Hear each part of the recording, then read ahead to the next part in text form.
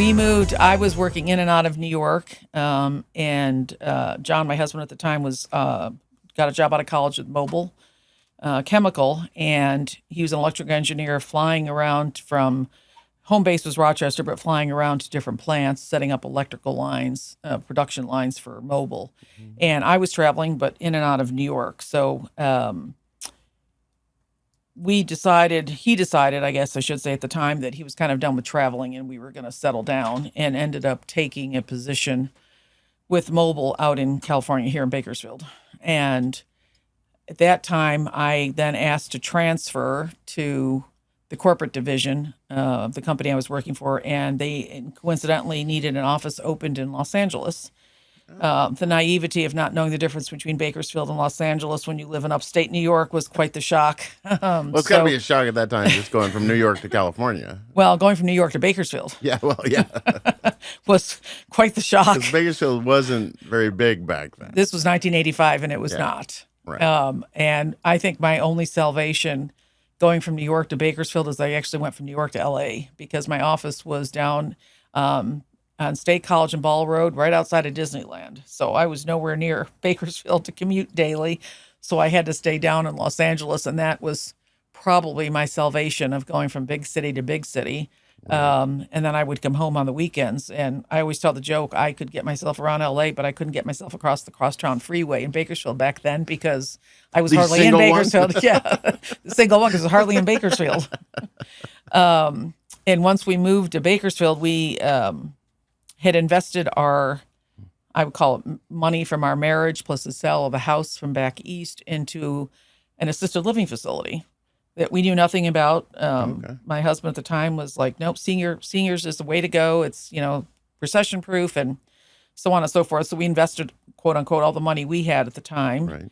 And I was traveling still on the road with national accounts. And John was in Bakersfield, and we invested in a project that was a build from ground up, and it was going south quickly.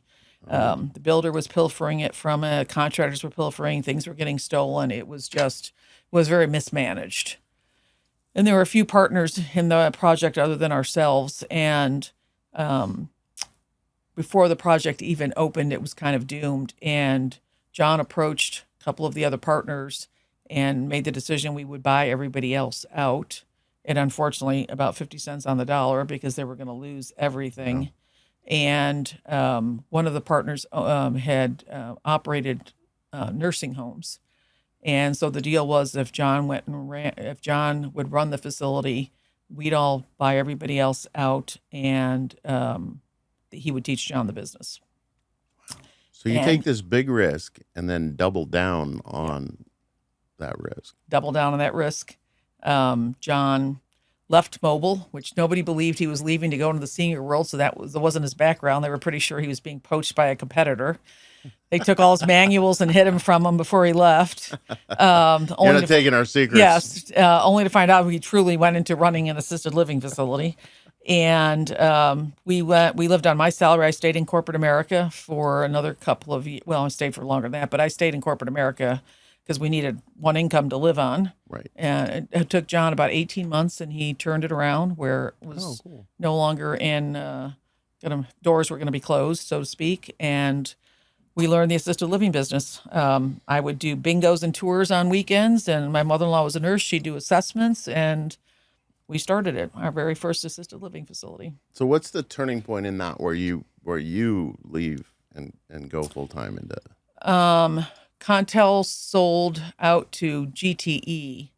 I still stayed working in corporate America. And I would have and the choice was I either leave or go to Dallas with GTE after the purchase.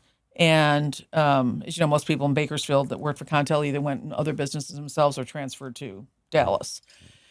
There wasn't much marketing experience in still the utility side of telecommunications. So they kind of cut me a deal. They asked me if I would stay on. They would pay for me to commute for 2 years from Bakersfield to Dallas weekly.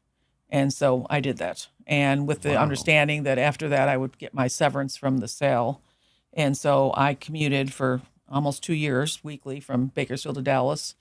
And GTE paid for everything. And then it was coming a point in time where we were buying another assisted living facility. And then we were ready to buy a third property, still in assisted living. And we had kind of come to the decision that I needed to leave and get involved in the businesses. And the commute was getting very difficult for me. It was tiring. It was wearing thin. So it wasn't actual, it was just the timing of it then. So I think it was a combination of both. We were growing in the assisted living business, and it was getting very tough. It was tough for me to do that weekly commute. So this is the 90s? Early 90s. Early 90s? Mm-hmm. Okay. So what was the competition like back then in the assisted living world? Not much at all. Okay. We were just starting up. Our first property was Redwood Village, and then we bought the next property we bought was Cambridge Hills, which are still in existence. Actually, these are all still in existence today, just different names. But they were two up on the hill in Mount Vernon, and they were nursing homes that got converted to assisted livings. And so we got involved in that one.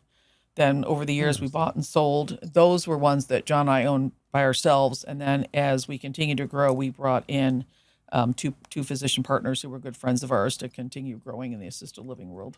Okay. So so you're doing all that. When did the home health start? We started actually first with companion care. Okay. Because when we bought out a 12-bed or 16-bed, assisted living facility, and that owner also happened to have a companion care business, which we knew nothing about. And at the time, so that was 1994, we bought the 16-bed and the assisted living. That's pretty much when I started getting involved in the business. I started running companion care company, which was an eye-opener coming from corporate American professionalism. It was shocking to me that people didn't show up for work, didn't have a way to get to work, and would leave unattended and need people, and didn't seem to care too much about that. Right. I remember having to do my first bed bath on a quadriplegic, and I was talking to one of our assisted living administrators because I'm like, how do I do a bed bath on a paraplegic? I knew nothing about how to do it. I learned pretty quickly driving over what I needed to do.